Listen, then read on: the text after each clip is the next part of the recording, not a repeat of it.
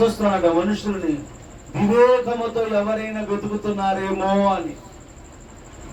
అంటే దేవుడు మనల్ని చూస్తున్నాడు, ఆకాశం నుండి వివేకమైన మనసుతో ఎవరు వెతుకుతున్నారేమోనని. ఆయన వెతుకుతున్నప్పుడంట ఏ ఒక్క మనుషుడు కూడా వివేకంగా వెతక అందరూ గట్టిగా చెడిపోయి ఉన్నారంట. నా ప్రియమైన దేవుని బిడ్డలారా, మనం ఆరాధిస్తున్న దేవుడు ఘనమైన దేవుడు, గొప్ప దేవుడు అంటున్నాడు. ఏదో కొద్దిగైనా దేవుడిని వెతుకుతున్నారేమో, కొంచెమైనా దేవుడిని గ్రహిస్తున్నారేమో.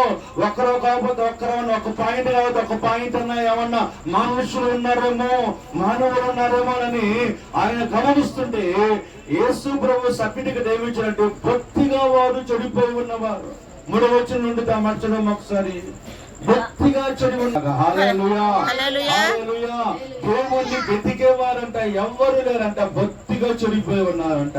అయితే ఈ బొత్తిగా ఎందుకు అందరు చెడిపోయారు చెప్పండి? ప్రపంచంలో ఉన్న వాళ్ళందరూ చెడిపోయారని చెప్పి దేవుడు మాట్లాడుతుందంటే దీనికి అర్థం ఏంటంటే 5వ వచనంలో ఒక మాట ఉంది చూడమ్మా.